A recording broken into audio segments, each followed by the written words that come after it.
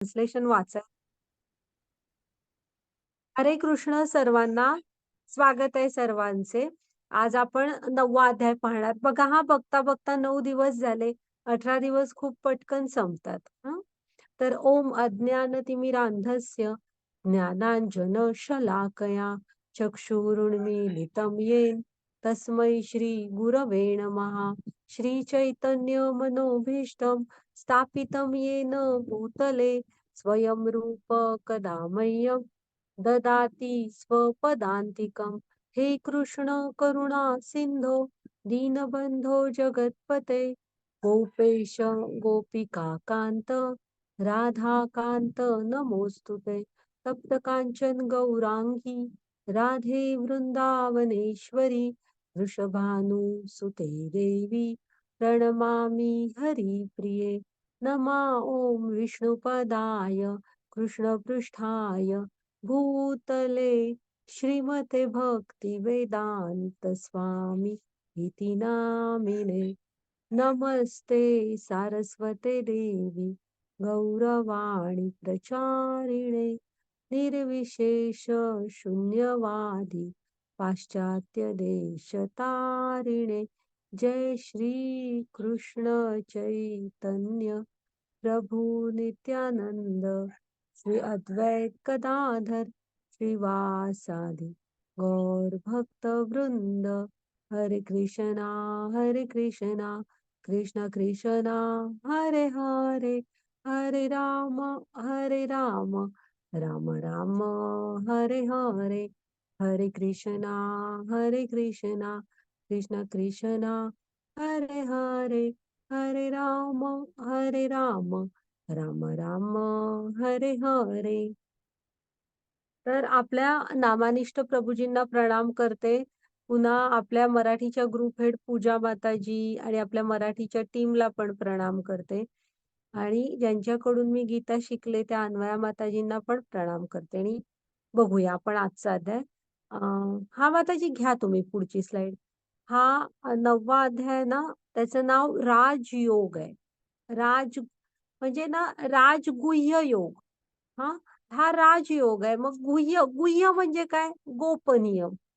हा प्रभुपाद स्वामी आणि आपल्या राधा गोविंदांना प्रणाम करा. हा तर गुह्य ह्या शब्दाचा अर्थ काय? गोपनीय. हा मग गोपनीय असं काय बरं देणार आहे कृष्ण इथे? मग ते स्वतःबद्दलचं गोपनीय ज्ञान हे भक्ती योग शिकतोय आपण. मग ज्यांची भक्ती करायची त्यांच्याविषयी आपल्याला माहित तरी पाहिजे. हां, तर इथं ह्याच्यात आहे ना, कृष्णानीच काल पण आपण बघितलं. त्यांच्याकडे कसं जायचं वगैरे त्यांच्या धामाची माहिती दिली आहे. तर अक्षर ब्रह्मयोग पाहिला आपण काल.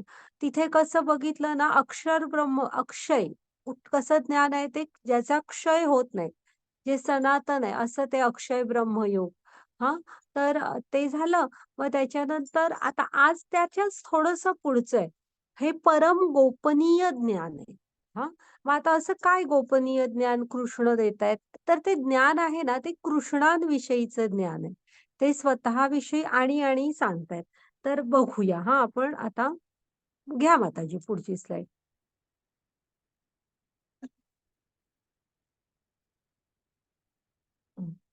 हरे कृष्ण. श्रीभगवान् उवाच इदं तु ते गुह्यतं पर्वाक्षमय सूयवे ज्ञानविज्ञानसहित यज्वा त्वामोक्षसे शुभात्. हरे कृष्ण.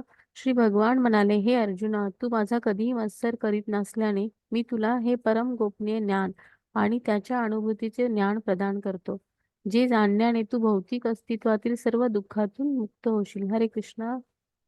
हां, तर इथे बघा हां, मुलांनो आता हे परम गोपनीय. आता इथे काय आहे माहित आहे? गुह्य, गुह्यतम हे गुह्यतमम आहे. सॉरी गुह्यतर आणि हे गुह्यतम आहे. हां, तर हे म्हणजे गोपनीय मधलं पण सर्वात गोपनीय ज्ञान आहे. मग कृष्ण का देतायत सांगा? कृष्ण अर्जुनाला हे ज्ञान का देतायत? तर तू कधीच माझा मत्सर करीत नसल्याने. म्हणजे आपल्याला ना कृष्णांचा तुम्ही जर का कृष्णांचा राग-राग करत असाल, कंसा वगैरे सारखा कंस, अ, रावण किंवा काय शिशुपाल, ह्यांच्यासारखं जर का आपली वृत्ती असली, तर हे ज्ञान आपल्या हृदयामध्ये प्रकट होणार नाही. ते कृष्ण अर्जुनाला का सांगतायत, तर अर्जुन कृष्णांचा मत्सर करत नाही. त्यांचं प्रेम आहे अर्जुनाचं कृष्णांवर हां. अ, आणि पण का सांगतायत सांगा ते त्याला? आणि कृष्णांना मुळातच मत्सरी स्वभाव आवडत नाही. त्यांना सरळ स्वभाव आवडतो. दुसऱ्याचा मत्सर कधी करू नये. मत्सर कधी करतो आपण? जेव्हा आपल्याला त्याच्या कडच्या वस्तूंविषयी म्हणजे त्याच्याकडे काहीतरी असण्याबद्दल आपल्याला असूया वाटत असते, की म्हणजे 2 गोष्टी असतात. त्या दुसऱ्याकडे ते आहे आणि माझ्याकडे नाही. असे दोन्ही अँगल असतात त्याला. तर तसं स्वभाव आपला तसा ठेवायचा नाही. हां, त्याला मिळायचं होतं, त्याला मिळालं. असं आपल्याला हां, मिळालं तर मिळालं, ठीक आहे. असं आपण सर्वांविषयी समव राहायला शिकायचं हां. जसा अर्जुन होता त्याला आणि तो कृष्णांवर मुळात त्याचं प्रेम होतं. तो कृष्णांचा कधी मत्सर करू शकत नव्हता. मग आपल्याला हे ज्ञान कळायचं असेल, तर आपलं पण कृष्णांवरती प्रेम हवं हां.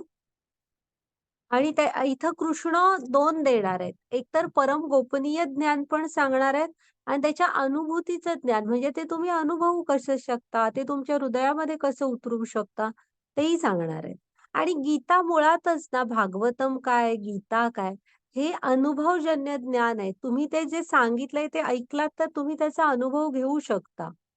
हां, ते फक्त करणं आपल्या हातात आहे. आपण वागायला हवं ना तसं. हे बघा आणि हे बरं, मग आता तुम्ही म्हणणार ठीक आहे, पण कृष्णाविषयी जाणून आम्ही करू काय? का उपयोग त्याचा? आता सगळ्याला आधी पहिल्यांदा आपल्याला हवं असतं ना, म्हणजे काय उपयोग आहे हे सगळं करून? तर काय होणार बघा, हे ज्ञान जाणल्याने ना, आपल्याला भौतिक अस्तित्वातील सर्व दुःखातून मुक्त होता येतं. हे बघा, ही जे भौतिक जग आहे, इथं आपण दुसऱ्या अध्यायापासून बघतोय. इथं सुख-दुःख ही प्रत्येकाच्या आयुष्यात असतात, प्रत्येकाच्या. मग हे ज्ञान जाणलं ना, तर ही जी भौतिक म्हणजे अवस्था आहे आपली, ह्याच्याशी ज्या निगडीत सुख, आनंद, दुःख ह्या ज्या भावना आहेत ना, ह्याच्यात आपण सम राहायला शिकतो. ह्यातून आपण मुक्त होतो. भौतिक अस्तित्वाच्या दुःखांपासून मुक्त होतो. हां. हां, आता घ्या माताजी पुढच्या स्लाईड. तात्विक चर्चा आहेत ह्या अध्यायात. बघूया आपण हां. आणि श्लोक पण भरपूर आहेत. त्यांचं नाव माताजी विश्वरूप होतं. हां, होतं का? हां.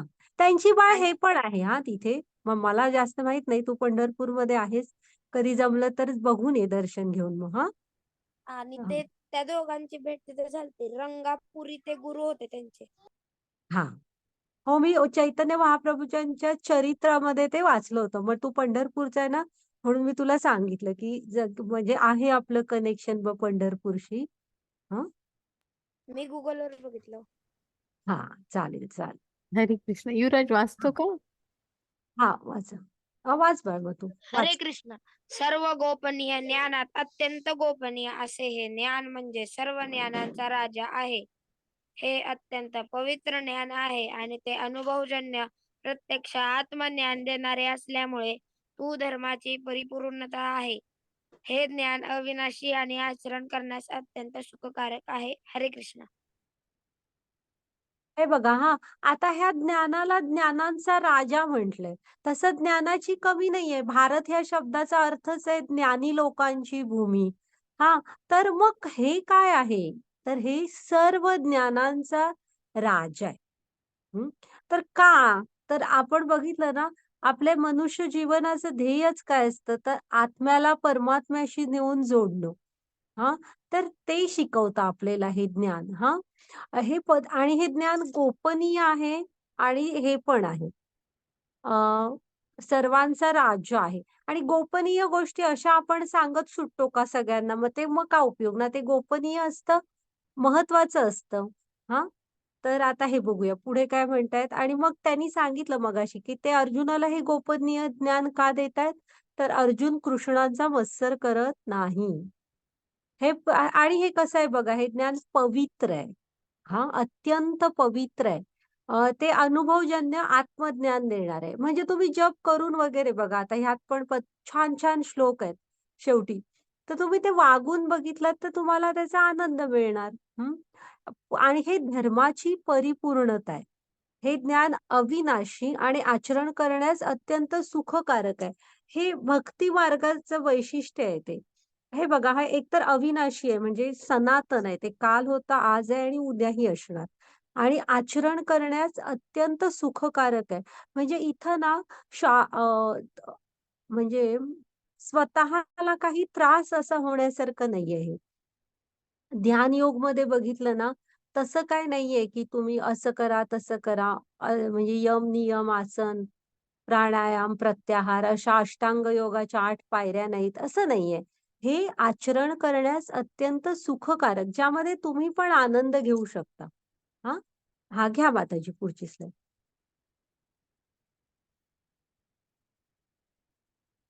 हरे कृष्ण. हे परंतप अर्जुना, ज्यांची या भक्ती मार्गावर श्रद्धा नाही त्यांना माझी प्राप्ती होऊ शकत नाही. म्हणून या भौतिक जगतामध्ये जन्म मृत्यूच्या मार्गावर त्याचे पुनरागमन होते. हरे कृष्ण.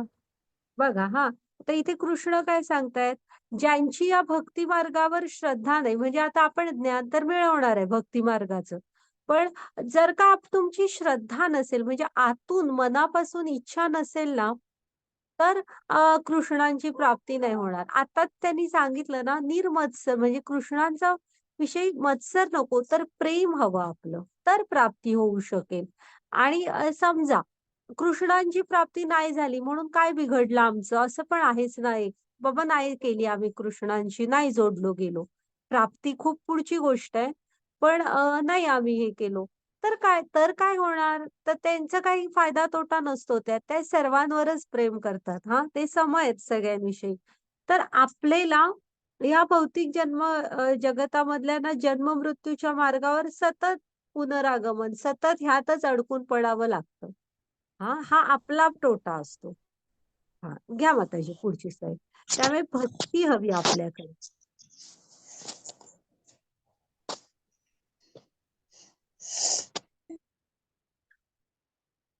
वाचा. हरे कृष्ण. पद्मनाभ वाच हा. हो. मी माझ्या अव्यक्त रूपाद्वारे हे सर्व जगत व्यापले आहे. सर्व जीव माझ्या ठायी आहेत, परंतु मी त्यांचा ठायी नाही. हरे कृष्ण. हां, आता कृष्णाने आहे ना अव्यक्त रूपाद्वारे हे सर्व जगत व्यापले आहे. हां, आणि ही भाषा आता तुम्हाला जरा गोंधळणारी वाटणार. अचिंत भेदाभाव तत्व म्हणतात ह्याला. हां, की सर्व जीव माझ्या ठायी आहेत, परंतु मी त्यांच्या ठायी नाही. असं का म्हणतायत कृष्ण? तर आपण काल एक रचना बघितलेली बघा, गोलोक वृंदावन पासून ब्रह्मांडापर्यंतची. हां, तर सगळ्याचा उगम ते आहेत. आता इथे पण पुढे ते आहे तेव्हा आपण बघूच. तर आता इथे ना एक गोष्ट बघायला लागणार आपल्याला. म्हणजे कसं सगळं त्यांच्यामध्ये सामावलेलं आहे. एकदा ना बाळ असताना कृष्ण म्हणजे लहान असताना ना खेळत असतात ही. मग एकदा ह्याचं होतं सवंगड्यांबरोबर कृष्णाचं होतं भांडण आणि कृष्ण साईडला एकटाच होतो आणि माती खात असतो आरामात. तर तिकडे मग बलराम आणि बाकीच्या त्याच्या मित्रांचं लक्ष जातं, की हा माती खातोय. आता माती खाल्ल्यावर तो पोटात दुखणार. म्हणून बलराम म्हणतात, "ए तू माती खाऊ नकोस." तर हा ऐकत नाही. हां, मग हा बलराम जाऊन आपल्या आईला सांगतात, "यशोदा, माते, माते बघ, हा कान्हा ना ऐकत नाही तुझा लाला आणि माती खातोय." मग यशोदा धावत येतात. कारण माती गिळली की पोटात दुखतं जरा म्हणून. मग जातात आणि हा लगेच आई येताना दिसल्यावर असं गोळा असतो तो असं गट-गट पहिल्यांदा त्या जवळ पोहोचतात तोपर्यंत तोंड उघड म्हणतात करत असतो. मग त्यातनं कसाबसा गिळतो आणि मग तोंड उघड मग उघडून दाखवतो. मग यशोदा मातेला काय दिसतं? त्यांना म्हणजे त्या स्वतः कृष्ण ते त्यांचं गोकुळ मग पृथ्वी असं म्हणजे गोकुळ, मग आपला भारत म्हणा किंवा असं करत पृथ्वी, मग अशा म्हणजे आकाशगंगा, मग असं सगळं म्हणजे ब्रह्मांड, मग असं सारं त्याच्या तोंडात दिसायला लागतं आणि सगळं बघून यशोदा माता चक्कर येऊन पडतात. तर हलकसं विश्वरूप दर्शन यशोदा मातांना दिलेलं आहे. हां, इथं. तर म्हणजे समोर कोण होते? कृष्ण. मग त्यांच्यामध्ये सारं काही सामावलेलं होतं. हां, म्हणून ते इथे म्हणतायत, की त्यांच्या अव्यक्त रूपाद्वारे ना इथे चराचरामध्ये ते सामावलेले आहेत. सर्व जीव पण आपण आता ब्रह्मांडच त्यांच्यातनं बाहेर येतात. आपण कुठे आहोत? ब्रह्मांडात. म्हणजे त्यांच्यामध्येच स्थिरावलेले आहोत. पण आहे ना, परंतु मी त्यांच्या ठायी नाही. म्हणजे कसं आहे, आता एक राजा असतो बघा. त्याचं एक ठराविक राज्य असतं. मग राजाने एक मंत्रिमंडळ वगैरे नेमून सगळी व्यवस्था लावून दिलेली असते, की राज्याच्या शेवटच्या घटकापर्यंत त्यांचे नियम पोहोचतील, त्यांचे पोलीस वगैरे सारख्या संरक्षण यंत्रणा पोहोचेल, त्यांच्या सगळ्या गरजा पुरवल्या जातील, असं सगळं होतं. हां, मग आपण तोही शेवटचा घटक काय म्हणतो, हे त्या राजाचं राज्य आहे. आम्ही त्याच्या राज्यात सुखाने राहतो वगैरे असं म्हणतील. हां, पण राजा प्रत्यक्षात असतो का त्यांच्याजवळ? आणि जरी नसला तरी ते राज्य त्या राजाचंच असतं ना. तसं आहे इथे कृष्णांचं. आपण सारे त्यांच्यामध्ये सामावलेले आहोत. हां. घ्या माताजी पुढची स्लाईड. आता ना इथं सॉरी न्यूटनला दिसलं, की झाडावरून सफरचंदाचं फळ खालीच पडलं. मग त्याला पटलं, की ठीक आहे, मग हे वर का गेलं नाही? तर बाबा ग्रॅव्हिटेशनल फोर्स आहे. पृथ्वीची गुरुत्वाकर्षण शक्ती आहे. इथपर्यंतचा शोध त्याने शोधला. म्हणजे त्याने फक्त गुरुत्वाकर्षण अ, ह्याचा म्हणजे शक्तीचा शोध लावला असं म्हणू.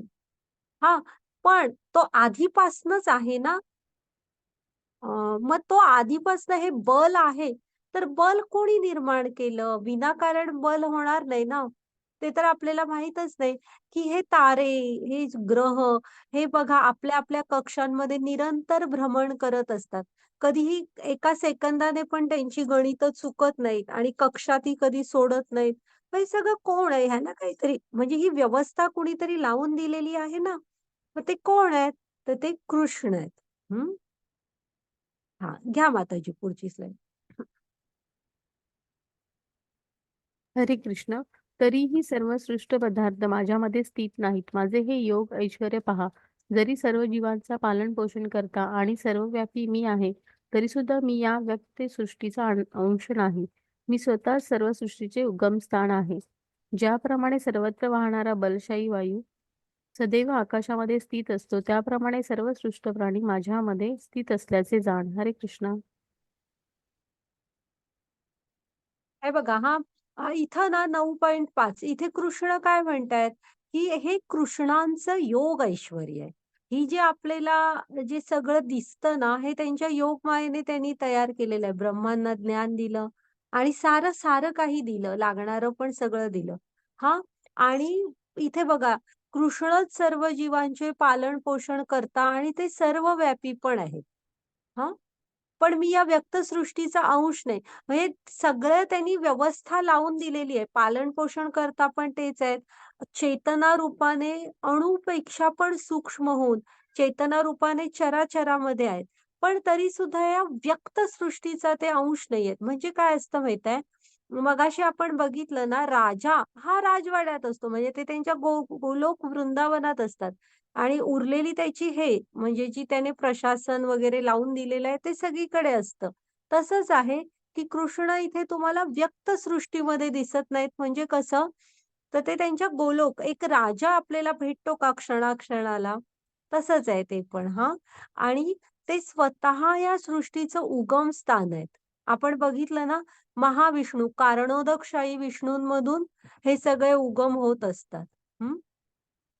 आणि ज्याप्रमाणे बलशाली वायू सदैव आकाशामध्ये स्थित असतो, त्याप्रमाणे सृष्ट प्राणी माझ्यामध्ये स्थित आहेत. आता विश्वरूप दर्शनमध्ये बघालच आणि महाविष्णूंमध्ये आपण म्हणजे त्यांच्या श्वासाबरोबर आपण बाहेर येतो ब्रह्मांड. श्वास आत गेला की त्यांच्यामध्येच आपण आतमध्ये पण जातो. त्यामुळे आपण त्यांच्यामध्ये स्थित आहोत.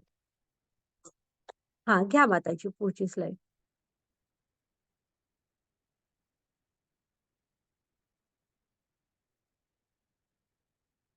हरे कृष्ण. संपूर्ण भौतिक सृष्टी माझ्या अधीन आहे. माझ्या इच्छेनेच ती पुन्हा पुन्हा व्यक्त होते. माझ्या इच्छेने शेवटी तिचा प्रलय होतो. हे धनंजया, ही सर्व कर्मे मला बद्ध करू शकत नाही. तटस्थाप्रमाणे मी या भौतिक कर्मापासून अनासक्त असतो. हरे कृष्ण. हे बघा ही जी सृष्टी आहे ना, ती त्यांच्या अधीन आहे. त्यांनी निर्माण केली आहे, त्यांच्या अधीन आहे. हां. आणि इथं जे काय होत असतं ते त्यांच्या इच्छेने होत असतं कृष्णांच्या. इथं बघा त्यांनी काय सांगितलंय, कृष्णांच्याच इच्छेने ती पुन्हा-पुन्हा व्यक्त होते आणि कृष्णांच्याच इच्छेने प्रलय होतो. प्रलय होतो, मग त्याच्यानंतर पुन्हा नवीन पासून पहिल्यापासून सगळी सुरुवात. तर हे सारं कुणाच्या इच्छेने होत असतं? कृष्णांच्या. हां, बाकी दुसऱ्या कोणाच्या नाही. हे करणारे कोण आहेत? शिवजी जरी प्रलय करत असले, तरी इच्छा कृष्णांची असते, की हां, आता प्रलय करा. पुन्हा ब्रह्मा जरी निर्मिती करत असले, तरी सूचना, ज्ञान कुणी दिलेलं असतं, की आता ब्रह्मा तुम्ही निर्मिती करा. हे कृष्णाने सांगितलेलं असतं. त्यामुळे आपण सारे त्यांच्या अधीन आहोत हां. आणि हे धनंजया ही सर्व कर्मे मला बद्ध करू शकत नाही. मग आता तुम्ही म्हणाल ना, हे कृष्ण असे-असे सारखे निर्मिती करतात, प्रलय करायची इच्छा करतात वगैरे. तर आहे ना, पण ह्या सगळ्याची बंधनं त्याला लागत नाहीत. हां, ते पहिलं गोष्ट आपण त्यांना भगवान का म्हणतात षड ऐश्वर्य शिकलेलो. त्यामध्ये एक होतं ना वैराग्य. त्यांच्याकडे ना वैराग्य आहे. ह्या कशामधलेही त्यांना कणभर सुद्धा मोह, आसक्ती नाहीये. त्यामुळे त्यांना कुठलीही बंधनं लागत नाहीत. म्हणजे बघा, आता आपण न्यायाधीश असतात. हा जजमेंट देतात म्हणजे निकाल देतात. एखादा न्यायनिवाडा करतात. हां, मग काही जणांना पैसे मिळतात.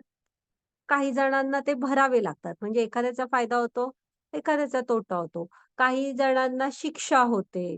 हं, म्हणजे मग असे वेगवेगळे न्याय. काही जणांना दुसऱ्याची जमीन वगैरे हडपली असेल, तर ती ज्याची होती त्याला द्यावी लागते. म्हणजे एकाला जमीन मिळते, एकाकडनं जाते. म्हणजे जी होती असे. म्हणजे जजमेंट, न्यायनिवाडा देत असतात ते. मग आहे ना, ह्या कशाचाही बंधनं किंवा ह्यात मूळ जजचा काही हे असतो का?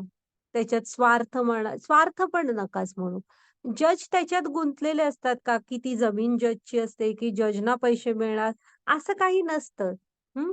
पण त्यांनी दिलेल्या निर्णयाचं बंधन त्यांना लागत नाही. कारण त्यात त्यांचा कुठलाही स्वार्थ नसतो. ते तटस्थपणे न्यायनिवाडा करत असतात. तसे कृष्ण पण इथे तटस्थ असतात. हां. त्यांना कशाचाही हे नाहीये, आसक्ती. त्यामुळे त्यांना कुठली त्यांची कर्म बद्ध करू शकत नाहीत. हां, घ्या माताजी पुढची स्लाईड. स्वानंद तू वाचणार आहेस का?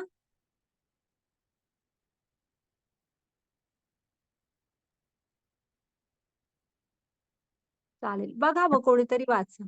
वाचू का? हां, वाचा कोण पण चालेल. मी वाचू. हा वाच चालेल. हरे कृष्णा.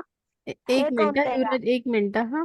प्रणिती आहे ना, तिला वाचायचंय. एक ट्राय कर हा प्रणिती तू. हो, वाच.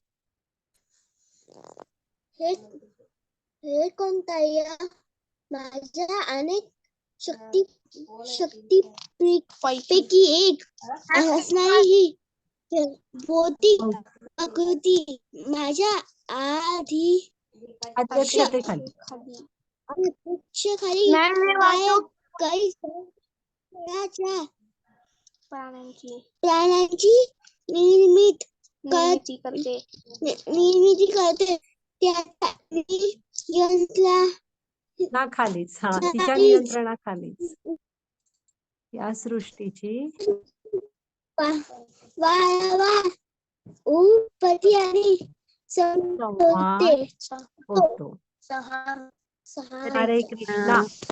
हरे कृष्ण. तर बाळ स्वानंद कोण वाचतो म्हणत होता? स्वानंद तू काय? तू पुढचं वाच हां. भरपूर आहेत आज श्लोक. हां, तर आता हो इथे मॅम. बघा हा स्वानंद पुढचा वाच तू. खूप आहेत श्लोक. मोठा अध्याय आहे हा 9वा. आणि शिका लक्ष देऊन हा राजविद्या आहे ही म्हणजे राजयोग आहे हा. सगळ्या ज्ञानांचा राजा. तर हां, आता कृष्ण स्वतःविषयी माहिती देतायत बघा इथे जास्त. हां, मग हे कौंतेया, ही जी भौतिक प्रकृती आहे ना, म्हणजे ही कृष्णांच्या खूप शक्ती आहेत. त्यापैकी एक शक्ती आहे ही भौतिक प्रकृती. हां, मग ही माया, मग ही कुणाच्या अध्यक्षतेखाली काम करते? तर कृष्णांच्या अध्यक्षतेखाली काम करत ती चराचर प्राण्यांची निर्मिती पण करते आणि तिच्या म्हणजे तिच्याच नियंत्रणाखाली वारंवार सृष्टीची उत्पत्ती आणि संहार होतो. हां. मग भौतिक प्रकृतीच मुळात कुणाच्या नियंत्रणाखाली आहे? तर कृष्णांच्या. म्हणजे पुन्हा हे सगळं कुणाच्या ऑटोमॅटिकली आपण सगळेच कुणाच्या नियंत्रणाखाली आहोत, कुणाशी जोडलेले आहोत? तर कृष्णांच्या. हां. हां, घ्या माताजी पुढची स्लाईड. श्री कृष्ण वाचा. वाचा स्वानंद. मी वाचू? आनंद हां, वाच बाळ. जेव्हा मी जेव्हा मी मनवस मानव अ, सदृश. मानव सदृश्य रूपामध्ये अवतीर्ण अवतीर्ण. होतो, तेव्हा लोक माझा उपहास करतात. अस्तित्वातील सर्व वस्तूंच्या परम अधीश्वर म्हणून माझे दिव्य स्वरूप ते जाणत नाहीत. ओके. हरे कृष्ण. हां. तर हे बघा, हरे कृष्ण कृष्ण. इथे काय सांगतायत, की जेव्हा कृष्ण मानव सदृश म्हणजे आपण शिकलो ना 4थ्या अध्यायापासून वगैरे, कृष्ण अवतार घेतात. त्यांचा जन्म मृत्यू नसतो. हां. लीला करण्यासाठी येतात. लीला झाली की त्यांच्या धामात निघून जातात. मग जेव्हा ते मानव सदृश रूपात अवतीर्ण होतात ना, तेव्हा लोक त्यांना मनुष्य साधा आपण जसे तसा समजत असतात. हां. ते आपण कृष्णांना काय म्हणून बघायला पाहिजे? तर अस्तित्वातील सर्व वस्तूंचा परम अधीश्वर. तर हे स्वरूप ना अगदी आता बघा, महाभारतामध्ये कृष्णांना ना धृतराष्ट्र कधी ओळखू शकले, ना दुर्योधन म्हणजे कौरव ओळखू शकले, ना शिशुपाल ओळखू शकला, ना रुक्मिणीचा भाऊ रुक्मी ओळखू शकला. हां, ही अवतीभवतीच होतीत ना. तर त्यांना आपण म्हणजे ना त्यासाठी तुम्ही भक्त असायला लागतं. कुंती होती, भीष्म होते, विदुर होते. ते कृष्णांना काय म्हणून ओळखत होते? तत्वतः ओळखत होते. हां, ह्या इथे नात्याने कुंतीच्या भावाचा मुलगा होता. पण कुंतीला पूर्ण माहीत होतं, की ते कोण आहेत? तर परम अधीश्वर म्हणजे अस्तित्वातील सर्व वस्तूंचे म्हणजे अधीश्वर, ईश्वर आहेत, ते परमेश्वर आहेत, ते भगवान आहेत. अशा रूपात जाणत होते. साधारण मनुष्यांना नाही कळत ते.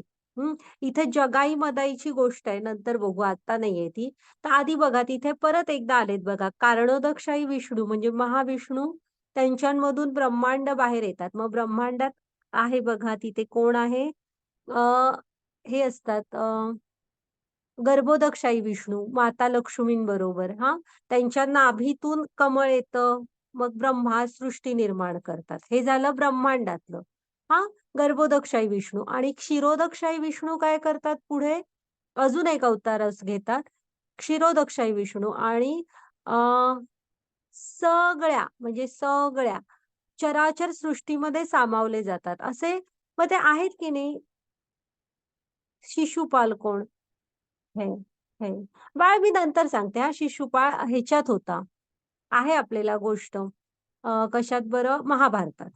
तर आहे ना, बघा तुम्ही, आपण ह्या रूपात कृष्णांना जाणायला पाहिजे, की इथले हे सारं त्यांचं आहे. हां, हे आपण फक्त इथे निमित्त मात्र असतो. हे सारं कोणाचं आहे असं विचारलं तर मूळ शोधत गेलात तर कृष्णांचं आहे. हां. हां, घ्या माताजी पुढची स्लाईड.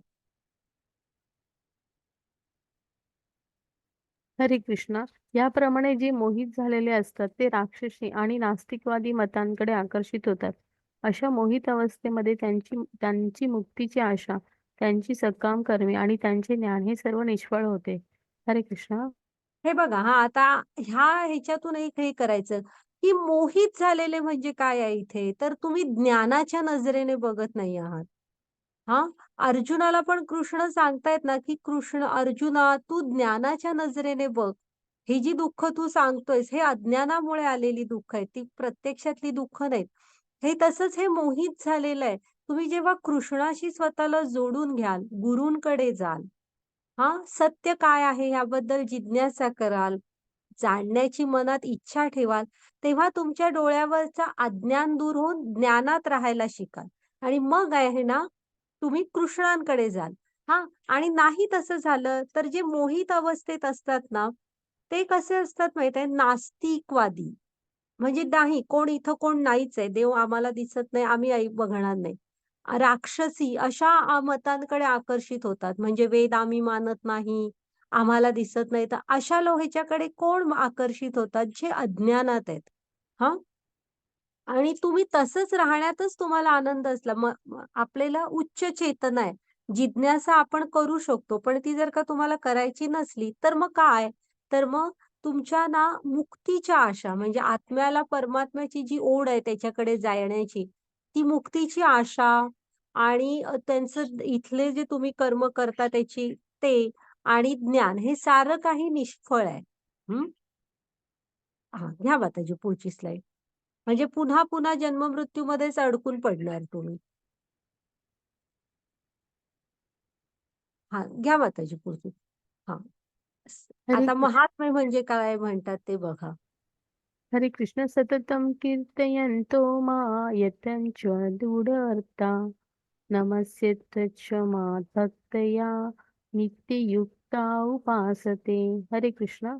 हे महात्मे जन सतत माझे कीर्तन करीत दृढ निश्चयाने प्रयत्न करीत आणि मला वंदन करीत भक्तिभावाने नित्य माझी उपासना करतात. हरे कृष्ण.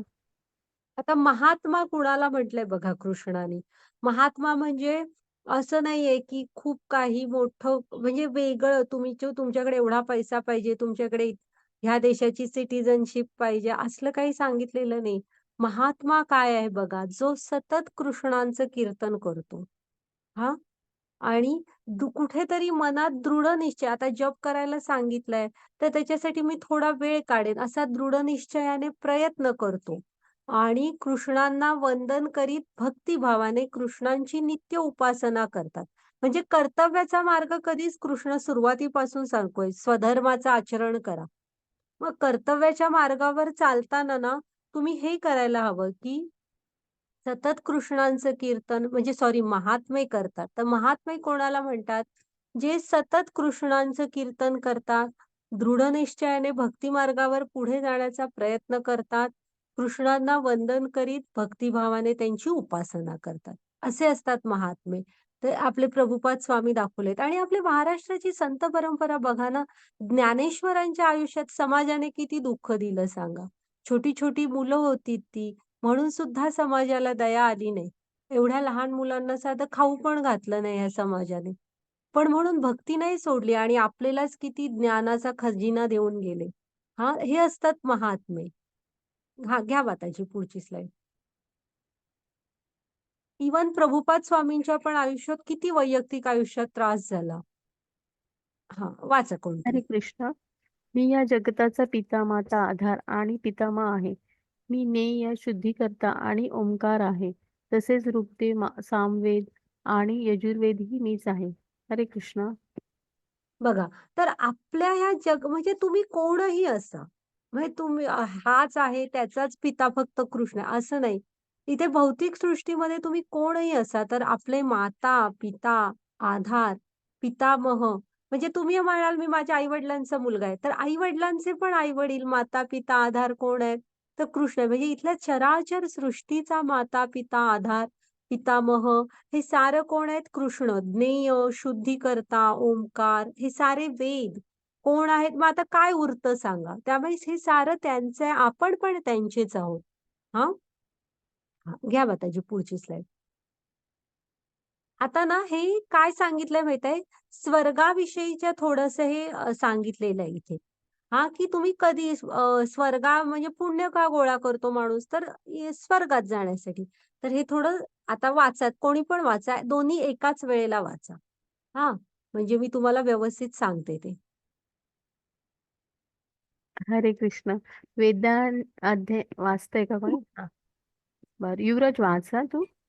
हरे कृष्ण. वेदाध्ययन करणारे आणि सोमरसाचे पान करणारे स्वर्ग लोकाची प्राप्ती करीत आणि अप्रत्यक्षपणे माझेच पूजन करतात. असे पापकर्मापासून शुद्ध झालेले लोक इंद्राच्या पुण्य लोकामध्ये जन्म घेतात आणि ज्या ठिकाणी ते देवाप्रमाणे दिव्य भोग उपभोगतात. अ, ह- याप्रमाणे स्वर्ग लोकातील अमर्याद विषय सुखाचा भोग घेऊन पुण्यकर्म क्षीण झाल्यावर ते पुन्हा या मृत्यू लोकात परत येतात. अशा रीतीने वेदोक्त धर्म सिद्धांताचे पालन करून जे इंद्रियोपभोग प्राप्त करतात त्यांना पुन्हा पुन्हा केवळ जन्म मृत्यूच्या चक्रात पडावे लागते. हरे कृष्ण.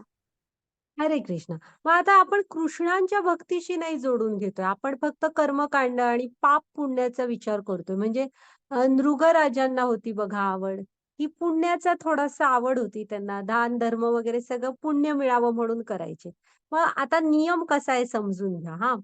की आपण ना इथे ज्या म्हणजे वेदाध्ययन करणारे आणि तशी चांगली कर्मकांडच करून ना जेव्हा तुमचं एक ठराविक पुण्य होतं, तेव्हा तुम्हाला म्हणजे तुमचा पुण्य संचय म्हणतात त्याला. पुण्य भरपूर झालीत, की तुम्हाला पुढचा जन्म उच्च म्हणजे जरा स्वर्गामध्ये मिळतो. मग तिथे स्वर्ग सुखाचा तुम्ही आनंद घेऊ शकता, हां, राहू शकता. पण जेव्हा तुमचं ते पुण्य क्षीण होतं म्हणजे काय कमी होतं, तेव्हा तुम्हाला म्हणजे पहिला हा 9.20 तिथं तुम्ही उपभोग तर घेताय. घेऊन झाला, की आता 21 कडे या 9 पॉइंट. जेव्हा तुमचा अमर्याद स्वर्गसुखातील स्वर्गसुखांचा आनंद घेऊन झाला, की पुढे होतं काय, जेव्हा तुमचं पुण्यकर्म क्षीण होणार, तेव्हा तुम्हाला परत त्याच्या पुढचा जन्म हा मृत्यू लोकात म्हणजे पृथ्वीवर मिळतो. मग इथं आल्यावर पुन्हा तेवढं पुण्य गोळा करायचं. जर का स्वर्गात जाण्या एवढं पुण्य गोळा झालं, तर परत पुढचा जन्म स्वर्गात मिळणार. पुन्हा तिथली स्वर्गीय सुखांचा आनंद घेत बसलात, की कधीतरी पुण्य क्षीण होतं जमा असलेलं. ते क्षीण झालं, परत पृथ्वीवर जन्म. म्हणजे जायंट व्हील दाखवलंय बघा. असं वर जायचं, पुण्य गोळा झाल्यावर पुण्य कमी झाली तिथले आनंदाचा उपभोग घेत, की परत खाली यायचं. मग पृथ्वीवर परत गोळा करायचं, परत वर. म्हणजे जन्म मृत्यूच्या फेऱ्यातनं मुक्ती मिळू शकत नाही. तुम्हाला स्वर्ग सुद्धा, इंद्र सुद्धा जन्म मृत्यूच्या फेऱ्यातनं मुक्ती नाही देऊ शकत. ती मुक्ती फक्त आपल्याला कृष्ण देऊ शकतात. हे स्वर्गाच्या नादात राहिलो, तर हे असं इथंच जन्म मृत्यूच्या चक्रात पडावे लागते, अडकून पडावे. हां? हां, घ्या माताजी पुढची स्लाईड. म्हणजे आता स्वर्ग ही कल्पना व्यवस्थित संकल्पना तुमच्या लक्षात आली ना, की ते आपल्या पुण्याच्या गणितावर अवलंबून आहे. पुण्यक्षीण झालं रे झालं, की परत खाली. हां. वाचा माताजी. पद्मनाभ. हो. हे पार मोहित न झालेले महात्मेजन देवी प्रकृतीच्या आश्रयाखाली असतात. ते भक्तीमध्ये पूर्णपणे युक्त झालेले असतात. कारण ते मला सृष्टीचे अधिकरण आणि अविनाशी पुरुषोत्तम श्री भगवान म्हणून जाणतात. हरे कृष्ण. हे बघा हा मगाशी आपण मोहित झालेले लोकांचं काय होतं बघितलं हा की त्यांच्या मुक्तीच्या आशा हे होतात म्हणजे व्यर्थ होतात हा निष्फळ होतात. पण जे महात्मे आहेत हा जे मोहित न झालेले आहेत हा जे ज्ञानामध्ये स्थित आहेत तर त्यांचं काय होतं. तर ते कसे असतात माहितीये ज्ञानात स्थित असणं म्हणजेच काय तर ते कृष्णाच्या भक्तीमध्ये पूर्णपणे युक्त झालेले असतात. मग युक्त म्हणजे काय सगळ्या बाजूनी जीवनाच्या कृष्णांशी जोडून घेतलेलं असतं त्यांनी हा कारण ते सत्य जाणत असतात. ते कृष्णाला सृष्टीचे आदी कारण म्हणजे सृष्टीचं मूळ कारण कृष्ण आहेत हे जाणतात. कृष्ण अविनाशी आहेत आणि पुरुषोत्तम श्री भगवान आहेत हे पण ते जाणतात. म्हणून मग असे असतात महात्मे की ते कृष्णच ह्या सृष्टीचं आदिकारण आहेत. कृष्ण अविनाशी आहेत पुरुषोत्तम मूळ भगवान आहेत हे जाणतात. इथे शेजारी माधवेंद्रपुरी आहेत. हे एकदा वृंदावनात जातात. हे कसे होते माहित आहे स्वभावाने ते सतत कृष्णाच्या भजनात मग्न असायचे. कधीतरी भूक लागलेली जाणीव झालीच तरच उठून काहीतरी शोधायचे नाहीतर ते नेहमी कृष्णाच्या भक्तीत लीन असायचे. मग एकदा ना वृंदावन मध्ये येतात मग आणि असे बसलेले असतात एका झाडाखाली भजन करत. तर एक मुलगा येतो आणि ना त्यांना दुधाचा तांब्या देतो. तर ते म्हणतात म्हणजे ह्याला कसं कळलं मी आत्ता आलोय आणि हा माझ्यासाठी दूध घेऊन आला. तर ते म्हणतात बाळा तुझं नाव काय. तर म्हणतात की माझं नाव म्हणजे कान्हा वगैरे असं काहीतरी सांगतो तो गोपाळ बहुतेक हा आणि माझी आई यशोदाने सांगितलं, की असे-असे तुम्ही आला आहात आणि तुम्हाला भूक लागली असेल, हा दुधाचा तांब्या नेऊन दे आणि तुम्ही तांब्या म्हणजे दूध पिऊन तांब्या इथेच ठेवा. मी थोड्या वेळाने न्यायला येतो. माझ्या गायी अ, वनांमध्ये जातायत. मी आता जातो. मग ते दूध घेतात, पण विचार करत असतात, "कोण बरं हा मुलगा आला?" दूध घेतात आणि तांब्या ठेवतात. मग ते जेव्हा रात्री झोपतात ना, तेव्हा त्यांना स्वप्नात तोच म्हणजे कृष्ण देतात दर्शन आणि सांगतात, की "तू दूध पिलास का?" म्हणजे मीच. मग त्यांना कळतं ना, की हाच कृष्णच आले होते दूध घेऊन. ओके. मग कृष्ण त्यांना काय सांगतात, की "हे बघ, इथे ना ते एक जागा सांगतात गोवर्धनच्या इकडे. तिथे माझी म्हणजे मूर्ती असते कृष्णांची. तर ना मी आहे स्वतः तिथे आणि त्याच्यावर म्हणजे जमिनीत थोड्याच अंतरावर आहे आणि त्याच्यावर झुडपं वाढली आणि ती मला गळ्याला वगैरे अशी म्हणजे मला टोचतायत ती. मग माधवेंद्रपुरी दुसऱ्या दिवशी थोड्या आजूबाजूच्या लोकांना घेतात आणि तिथे ती जी जागा सांगितलेली असते तिथे थोडं बघतात झाडं-झुडपं बाजूला वगैरे करून. तर त्यांना ना एक म्हणजे कृष्णांची मूर्ती सापडते. मग आता श्रीनाथजी तिकडे आहे बघा ती. माधवेंद्रपुरीनी तिथं स्थापन केलेली आहे हां, ती. तर असे असतात कृष्णांचे भक्त आणि कृष्ण पण भक्तांची किती काळजी घेतात बघा. हां. घ्या माताजी पुढची स्लाईड. आणि ते ज्ञानात स्थित असतात. त्यांना माहीत असतं, की ह्या सगळ्याचं मूळ कृष्ण आहे.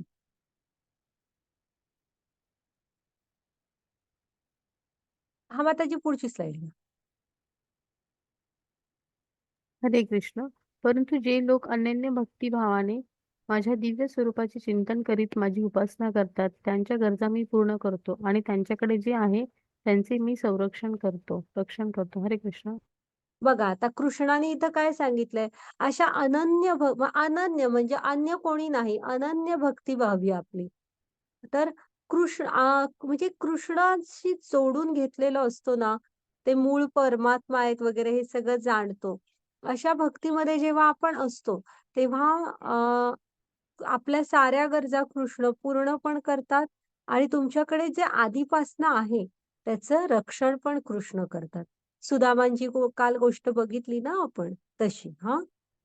म्हणजे भक्तांना हे आहे, कृष्णच त्यांची हे करतात, सगळी काळजी घेतात. हां, मग त्याची पुढची स्लाईड घ्या. त्यामुळे भक्तीमध्ये की नाही कृष्ण आहेत आपल्याबरोबर हा आपला ठाम विश्वास हवा. हरे कृष्ण. हे कौंतेय, जे लोक इतर देवतांचे भक्त आहेत आणि जे त्यांची श्रद्धेने पूजन करतात, ते वस्तुतः माझे पूजन करतात. परंतु त्यांची ती आराधना चुकीच्या मार्गाने केलेली असते. हरे कृष्ण. हां, आता हे बघा तुम्ही कृष्ण सोडून दुसऱ्या कुठल्या देवदेवतांचे भक्त आहात ना, तर आणि श्रद्धेने पूजन करताय, तर तसा काही प्रॉब्लेम नाहीये. हे म्हणजे वस्तुतः कृष्णांचंच पूजन आहे. फक्त थोडासा वळसा घालून आहे. म्हणजे असा लांबचा रस्ता धरून. म्हणजे बघा एक झाड आहे. तर झाडाचं म्हणजे मुळातनच येतं ना रोपटं आणि फोफावतं, झाड बनतं. तर मूळ आहे ना मूळ ते कृष्ण आहेत. आणि त्याच्यातूनच साऱ्यांची निर्मिती झाली आहे. हे सगळं वेगवेगळं स्टेप बाय स्टेप बनत गेलंय. हं. तर तुम्ही देवी-देवतांची उपासना करता म्हणजे एका पानाची किंवा एका फुलाची अशी करताय. त्याला पाणी घालतो, त्याची पूजा करतो. हां. मग थोडाफार त्या झाडाला फायदा आहेच. पण एका पानाची पूजा करताय.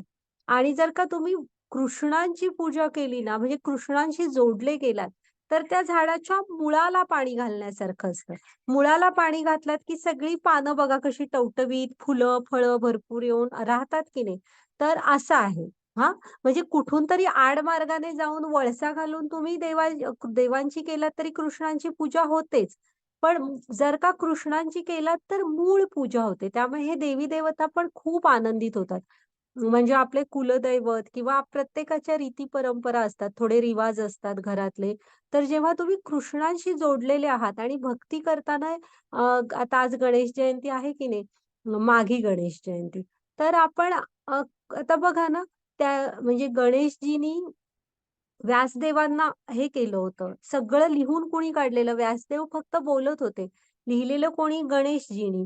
मग आपले म्हणजे गणपती बाप्पा पण शुद्ध भक्त आहेत हां, मग त्यांचा पण आपल्यावर उपकारच आहे ना, की त्यांनी हे सगळं लिखित स्वरूपात दिलं.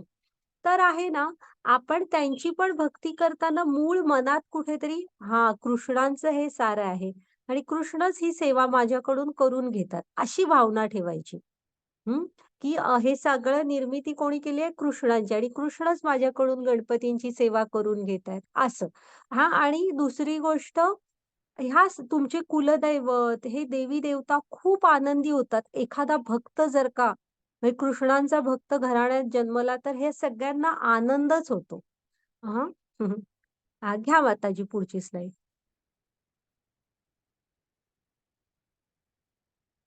आणि इथं सांगितलंय माणसं पैशासाठी लक्ष्मीची पूजा वगैरे करतात. हे इथे माताजी वाचावं हे. हरे कृष्ण. जे देवतांची पूजा करतात त्यांना त्या देवतांमध्ये जन्म प्राप्त होतो. जे पितरांची उपासना करतात ते पितरांकडे जातात. जे भूतांची उपासना करतात त्यांना भूत योनीमध्ये जन्म प्राप्त होतो. आणि जे माझी पूजा करतात ते माझी प्राप्ती करतात. हरे कृष्ण.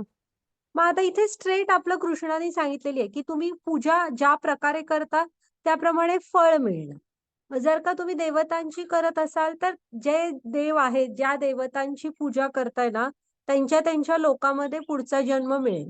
खरं पुण्य क्षीण झाल्यावर परत पृथ्वीवर यायला लागतं. आताच नियम बघितला. हां, जर का तुम्ही पितरांची पूजा करत असाल, तर पुढचा जन्म पितृलोकात मिळणार. काही लोकं आपण ऐकतो ना भूताखेतांची वगैरे पण उपासना करतात. तर त्यांना भूत योनीमध्ये जन्म मिळतो. म्हणजे अधःपतन होतं, मनुष्य शरीर पण नाही. भूताप्रेतांची पूजा करणार त्यांना भूत योनीमध्ये. आणि जे कृष्णांची पूजा करतील, ते कृष्णांची प्राप्ती करतात. हां, असा स्ट्रेट नियम आहे बघा. घ्या माताजी पुढची स्लाईड. काल आपण अजामिळची गोष्ट बघितलेली की नाही? वाचा माताजी महत्वाचा श्लोक आहे. हरे कृष्ण. पत्रं पुष्पं फलं तोयं यो मे भक्त्या प्रयच्छति तद् भक्तयुक्तश्रामी प्रयत्ता मनः. हरे कृष्ण. जर एखाद्याने प्रेमाने आणि भक्तीने मला एखादे पान, फूल, फळ आणि पाणी अर्पण केले, तर मी त्याचा स्वीकार करतो. हरे कृष्ण. हरे कृष्ण. हे बघा हा श्लोक पाठ करा तुम्ही. काय सांगितलंय 9.26 नंबर पण लक्षात ठेवा. पत्रम पुष्पम फलम तोयम. म्हणजे जर मला भक्तीने एखाद्याने पान, फूल, फळ किंवा पाणी एवढं जरी ह्यापेक्षा पैकी एक जरी दिलं, हां, तरी ते स्वीकार करतील. पण कधी यो मे भक्त्या प्रयश्चती. जर का तुम्ही प्रेम आणि भक्तीने दिलं तर, तद अहम भक्ती उपरुतम अश्नामी प्रयत आत्मनः. तर मी म्हणजे तुम्ही प्रेम आणि भक्तीने जर का हे दिलत ना, तर कृष्ण त्याचा स्वीकार करतात. जर का तुम्ही आधी मुळात मागितलंय काय बघा, एखादं म्हणजे तुळशीचं पान, फूल, फळ किंवा पाणी चारी पण द्या असं पण म्हणत नाहीये. त्यांना कशाची कमी आहे, ते फक्त भावाचे भुकेले आहेत. हां, तर ह्यापैकी एखादं जरी तुम्ही प्रेम आणि भक्तीने द्यायला पाहिजे. सगळं दिलत आणि प्रेम आणि भक्ती नसेल त्याच्यामागे, तर कृष्ण स्वीकार नाही करत. हं. मग तुम्ही एखादं पान जरी तुळशीचं रोज दिलत, पाणी जरी त्यांच्या समोर ठेवलं, तरी स्वीकार करतील. पण प्रेम आणि भक्ती हवी आपली. ओके. आता इथे थोडं प्रसादाविषयी बघूया. माताजी पुढची स्लाईड घ्या. तर हा श्लोक पाठ करा हे बघा कृष्णाला आपण प्रेमाने काय देऊ शकतो? तुलसीचे पत्र द्या, फुलं द्या, फळं द्या, जल द्या. हं. घ्या माताजी पुढची स्लाईड.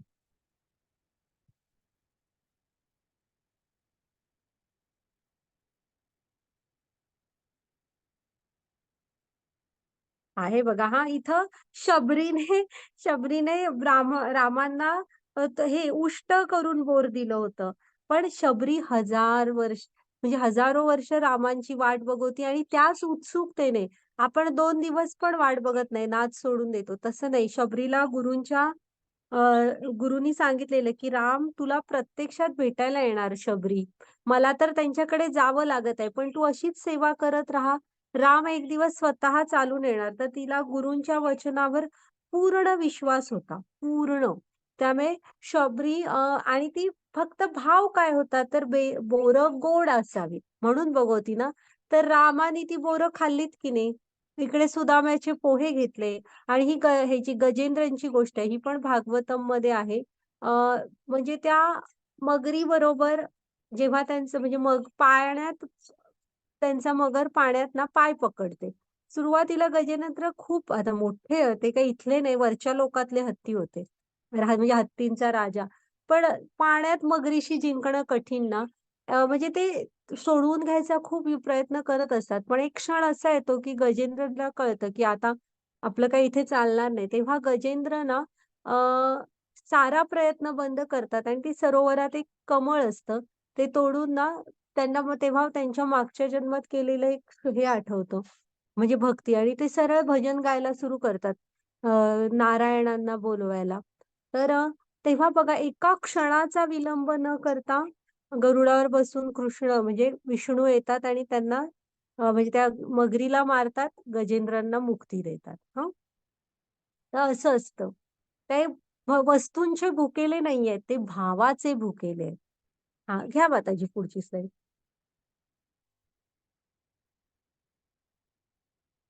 आता बघा हां, इथे प्रसाद म्हणजे काय? तर प्रभुपाद स्वामी काय म्हणतात, कृष्ण अभक्तांच्या हातून काही स्वीकारत नाही. ती तुम्हाला गोष्ट माहीत आहे ना, जेव्हा अ, म्हणजे हस्तिनापुरात कृष्ण जातात, युद्ध नका करू म्हणून शांतीदूत बनून. तेव्हा दुर्योधन त्यांच्यासाठी 56 भोग म्हणतात म्हणजे 56 पदार्थ करून जेवण केलेलं असतं आणि जेवा म्हणत असतो. पण कृष्ण तिथे थांबत पण नाहीत. साधं पाणी पण पीत नाहीत. कारण दुर्योधन काय त्यांचा भक्त नव्हता. ते विदुरांच्या घरी जातात. आता विदुरांनी तर काही बोलवलेलं नव्हतं. तरी पण विदुरांच्या घरी जाऊन जेवण करतात. हां, असं. ते अभक्तांच्या हातून काहीही घेत नाहीत. आणि त्यांना म्हणजे ते इथे प्रभुपाद स्वामी काय म्हणतात, त्याने का स्वीकारावं? त्यांना भूक लागत नाही. त्यांना कोणत्या अन्नाची गरज नसते. ते तो स्वीकारतो फक्त भक्ती. हां, एवढाच महत्वाचा मुद्दा आहे. त्यामुळे भक्त व्हावे लागेल आपल्याला. मग त्याची पुढची स्लाईड घ्या. आता प्रसाद असतो ना, तुम्ही कृष्णासमोर जे काही खाता ते आधी एकतर त्यांना अर्पण करून खा म्हटलेलंच आहे ना, तर त्याच्यामध्ये खरं तुळशीचं पत्र ठेवा हां. तुळशीचं पान ठेवल्याशिवाय ते काही घेत नाहीत. म्हणजे हा तुळशी महाराणीला दिलेला हे आहे. कृष्णाने वरदान आहे, की तुळशी पत्र ठेवल्याशिवाय ते कशाचा स्वीकार करत नाहीत. आणि मग प्रसाद का खायचा? आता हे ना थोडं सायंटिफिकली पण प्रूव्ह झालेलं आहे. जेव्हा आणि दुसरी गोष्ट ना, जेव्हा आपण कृष्णांना अर्पण करून म्हणजे कसं असतं ना, अर्पण करून आता तुम्ही एखादी गोष्ट शिरा केलाय समजा प्रसाद घरात, तर आता तुम्ही कृष्णांसमोर तुळशीचं पान घालून शिरा ठेवलात, तर एक 10 मिनिटांनी वगैरे आणायचा आणि ज्या पातेल्यात बनवलाय त्यात तो काढायचा. हां? म्हणजे सगळ्यांनाच तो मग भांड्यातलं जेव्हा सगळी खातील, तेव्हा सगळ्यांनाच तो अर्पण केलेला कृष्णांचा महाप्रसाद खायला मिळतो. त्यामुळे आपल्या ह्या मेंदूत एक सूक्ष्म ऊती असतात, त्या विकसित होतात म्हणजे मेंदूतल्या पेशी. त्यामुळे आपण कुशाग्र बुद्धीचे होतो, बुद्धिमान, सतेज होतो. हां, एकाग्रता वाढते, म्हणून प्रसाद ग्रहण करावा. घ्या माताजी पुढची स्लाईड. म्हणजे आधी कृष्णांना अर्पण करून आपण खावं. हा वाचा माताजी. नाहीतर हरे कृष्ण. यत् यत्क करोषि यज्ञासि यज्जुहेषि तदासि यत् यत्तपस्यासि कौन्तेय तत् कुरुष्व मदपर्मणम्. हरे कृष्ण. हे कौंतेया, तू जे जे कर्म करतो, जे जे खातो, जे हवन करतोस आणि किंवा दान देतोस आणि तू जे तप करतोस ते सर्व मला अर्पण कर. हरे कृष्ण. ओके. हां, इथे कृष्ण हे आईसारखे आहेत बघा. कृष्णाला आईसारखी काळजी आहे. ते अर्जुनाला काय सांगतायत, "तू जे कर्म करतोस, जे खातोस, जे म्हणजे यज्ञ वगैरे हवन करतोस ना, काही दान करतोस, हां, जे तप करतोस, ते आपण कृष्णांना अर्पण म्हणजे सर्वं कृष्णार्पणमस्तु अशी आपली भावना हवी. हां, आपण हे का ते बघितलेलं आहे. नाही केलं, तर आपल्याला कर्म बंधनं लागतात. त्या बंधनांना अ, मुळे आपल्याला पुन्हा-पुन्हा जन्म-मृत्यूच्या फेऱ्यात अडकावं लागतं. त्यामुळे हे सारं आपण कृष्णांना अर्पण करायचं असतं. ओके? हां. घ्या माताजी पुढचं हे. पुढची स्लाईड घ्या. हरे हरे कृष्ण. मी कोणाचा द्वेष करीत नाही, तसेच कोणाशी पक्षपातही करीत नाही. सर्वजण मला सारखेच आहेत, परंतु जो कोणी भक्तिभावाने माझी सेवा करतो, तो माझा मित्र आहे, माझ्या ठायी स्थित आहे आणि मी सुद्धा त्यांचा मित्र आहे. हरे कृष्ण. बघा हां, की कृष्ण कुणाचाही द्वेष करत नाही. ते सगळ्यांसाठी सम आहेत आणि देतानाच सगळं व्यवस्थित सगळ्यांना. आता हा सूर्याचा प्रकाश सगळ्यांना दिलेला आहे. पाणी, पाऊस साऱ्यांना दिलेलं आहे. तर की नाही ते म्हणजे कुणाचाच द्वेष करत नाहीत. सगळ्यांवर प्रेमच आहे आणि पक्षपात म्हणजे ह्याला थोडं त्याला जास्त असंही नाही. सगळ्यांना सगळं व्यवस्थित दिलेलं आहे. सर्वजण कृष्णांना सारखेच आहेत. परंतु काय सांगतायत बघा, जे कोण कृष्णांची भक्तिभावाने सेवा करतात ना, म्हणजे कृष्णांचे भक्त असतात, हां, त्याला ते मित्र मानतात. तो माझा मित्र आहे, माझ्या ठायी स्थित आहे आणि मी सुद्धा त्याचा मित्र आहे. म्हणजे कृष्ण आपल्याला त्याला त्यांचा मित्र मानतात. भक्तांविषयी खूप प्रेम आहे कृष्णांचं त्यांच्या भक्तांवर. हां, घ्या माताजी पुढची स्लाईड. म्हणून आपण कृष्णांची भक्तीने जोडलो पाहिजे. हरे कृष्ण. तो लवकरच धर्मात्मा सदाचारी होतो. त्याला शाश्वत शांती प्राप्त होते. हे कौंतेय, निर्भय हो आणि घोषणा कर की माझ्या भक्तांचा कधीही नाश होत नाही. हरे कृष्ण. आता इथे बघा हां, असे जे भक्त असतात ना, ते त्यांना लवकरच काय होतं म्हणजे धर्मात्मा तुम्ही भक्ती सेवेच्या मार्गावर चालायला सुरू केलं, की तुम्ही सदाचारी बनता. हां, शाश्वत शांती प्राप्त होतं. कारण आपल्याला माहीत असतं, आपण बरंच काय-काय शिकलो ना आता, की हां, इथे सुख-दुःख येऊन जाऊन असणार वगैरे. हे सारं कृष्णाचे असं आपण सम राहायला शिकतो. त्यामुळे ना आपण शाश्वत म्हणजे कृष्णांच्या भक्तांना शाश्वत शांती प्राप्त होते. म्हणून ते सांगतायत, की "हे कौंतेया निर्भय हो आणि घोषणा कर, की माझ्या भक्तांचा कधीही नाश होत नाही." आता इथे भक्त प्रल्हादांचं उदाहरण दिलंय बघा. किती वडिलांनी मारायचा प्रयत्न केला. हां, तरीसुद्धा शेवटी नरसिंह अवतार घेऊन आले, की नाही भक्त म्हणाला, की "हो, ह्या खांबात पण माझे विष्णू आहेत." तर विष्णू खांबात का असतील सांगा आता ते. पण भक्त म्हणतोय ना आहे, तर खंबा तोडके म्हणजे काय? खांब फोडून आले. हं, चालेल. हां, घ्या माताजी पुढची स्लाईड. हरे कृष्ण. हे पार्था, जे माझा आश्रय घेतात, मग ते जरी नीच कुळातील स्त्रिय, वैश्य आणि शूद्र असले तरी ते परम गती प्राप्त करू शकतात. हरे कृष्ण. आता हे बघा, इथं पण हा क्लिअर कट सांगितलेला आहे, की जे कोण कृष्णांचा आशीर्वाद घेतात ना, मग त्यांचं कुळ कुठलंही असो. ह्या जन्म वगैरे काय हे ज्याचे कुणाला कुठे मिळेल हे माहीत नसतं. हां, मग आपल्याला जेव्हा हे भक्ती कळते ना, म्हणजे जेव्हा आपल्याला आता तुम्ही गीता शिकलात.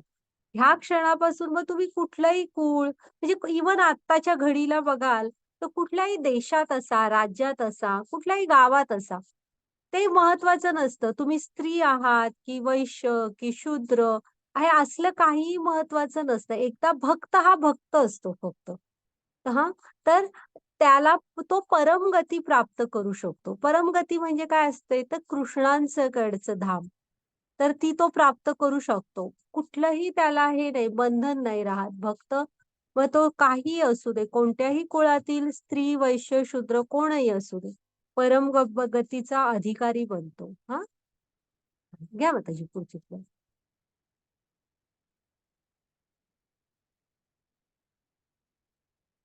हरे कृष्ण. मन्मना भव मद्भक्तो मद्याजीमा नमस्कुरु मामे वैश्यसि युक्ते आत्मानां महत्परायण. हरे कृष्णा. आपले मन सदैव माझे चिंतन करण्यामध्ये युक्त कर. माझा भक्त हो, मला नमस्कार कर आणि माझे पूजन कर. या माझ्यामध्ये पूर्णपणे रममाण झाल्याने तू निश्चितच मला प्राप्त होशील. हरे कृष्णा. बघा हां, हा श्लोक 18व्या अध्यायात परत एकदा येणार. आता गीतेसारख्या ग्रंथामध्ये हा श्लोक रिपीट होतोय हां. म्हणजे पुन्हा एकदा येणार एवढा महत्वाचा श्लोक आहे तो. तर मन्मना भवो मद्भक्तो मद्याजीमां नमस्कुरु मामे वैश्यसी युक्त्वैवम आत्मना मत्परायण.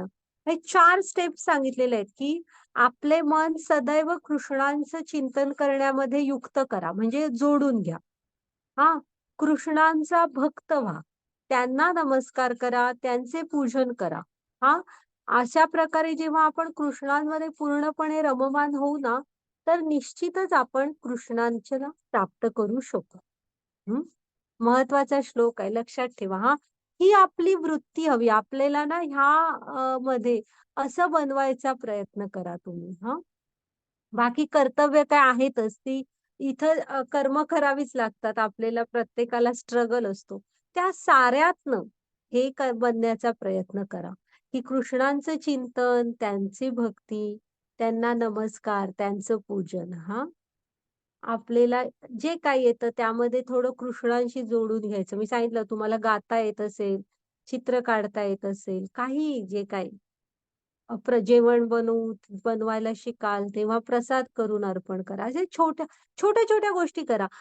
सकाळी उठून थोडं पाणी ठेवा त्यांच्या समोर, तुळशीचं पान वाहा त्यांना. पुन्हा तुमच्या घराच्या आजूबाजूला जागा असेल तर पूजेसाठी फुलं लावा, म्हणजे फुलझाडं, तुळशीची रोपं लावा. हा, घ्या मग त्याची पुढची स्लाइड. मग आपण आता कृष्णाला प्रेमाने काय देऊ शकतो ते इथे सांगितलंय बघा. तुळशीचं पान, फूल, फळ, जल म्हणजे पाणी, ह्यापैकी काहीही देऊ शकता, पण प्रेम आणि भक्ती हवी. हा, घ्या मग त्याची पुढची स्लाइड.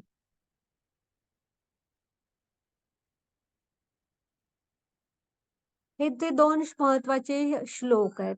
तुम्ही जरा म्हणता का माझ्या मागून? आहे बघा. हा हा 9.26.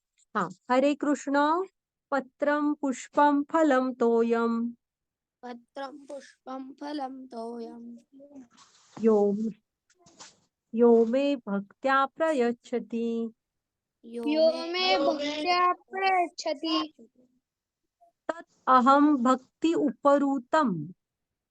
तदहं परुत्तम अश्नामि प्रयत आत्मनः. अश्नामि हा, म्हणजे ह्याचा अर्थ काय आहे? जर एखाद्याने प्रेमाने आणि भक्तीने मला एखादे पान, फूल, फळ अथवा पाणी अर्पण केले तर मी त्याचा स्वीकार करतो, असा त्याचा अर्थ आहे. आणि आता हा हा 18व्या अध्यायात आपण परत एकदा बघू. महत्वाचा श्लोक आहे. हरे कृष्ण मन्मना भव भक्तो मन्मना मद्भक्तो मद्याजी माम नमस्कुरु मद्याजी नमस्कुरु माम एव एष्यसि माम एव वैष्णवी युक्त्वैव युक्त्वा. हा, युक्त्वा एवम आत्मना म्हणजे युक्त्वा एवम आत्मना मत्परायण.